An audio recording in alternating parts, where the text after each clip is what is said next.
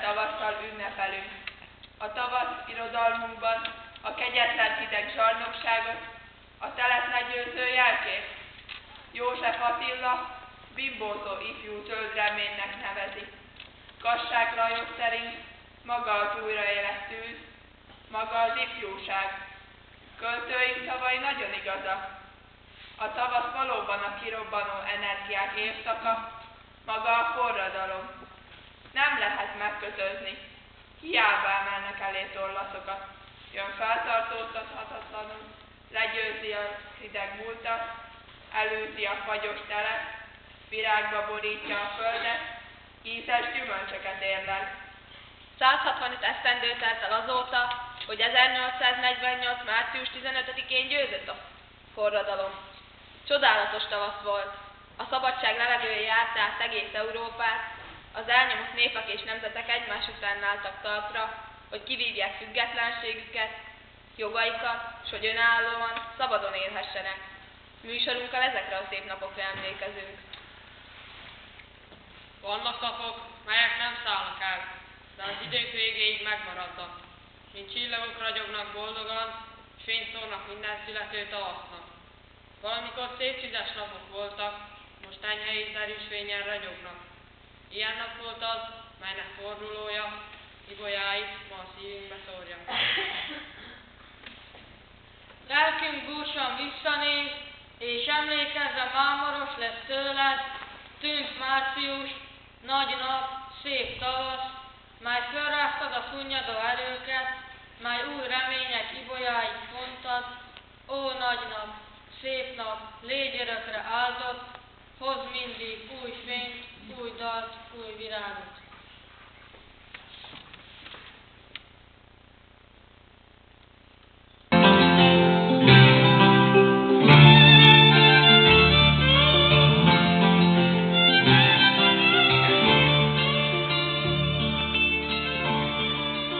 Csillognak a zászlók a szélben, máskor szelíden libegnek. Csak színeit szikráznak a tavaszi napsütésben. Még beszélni is alig tud, de már ismered a zászlót, a piros-fehér földet. Ha ünnep van, a házakon, az utak fölött, a hidakon, mindenhol zászlókat láthatsz. A zászló jelkép, a nemzeti zászló egy nép összetartozását hirdeti. A közös múltat, a közös jelen és a közös jövőt. A zászló kicsin testvére a kokárda. Március 15-én kokárdát tűzünk a szívünk fölé, a nemzet ünnepléjét szabadságának egyik fontosabb eseményét. Március 1848-ban az zászló színei a csapat becsületét, erényeit jelképezték. A vörös, Az erő, a fehér, Hűséget, a zöld, a remény.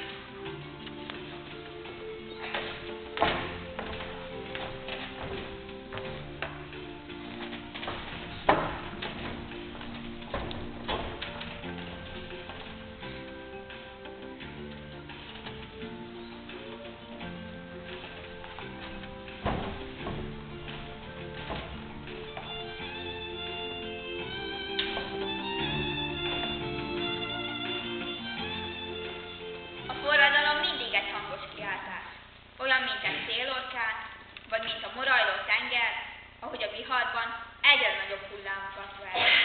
1848 tavaszán forradalmak törtek ki Európa nagyvárosaiban. A zsarnokaik ellen fellázadt nemzetek szabadságot, polgári átalakulást, függetlenséget és nemzeti önállóságot követeltek.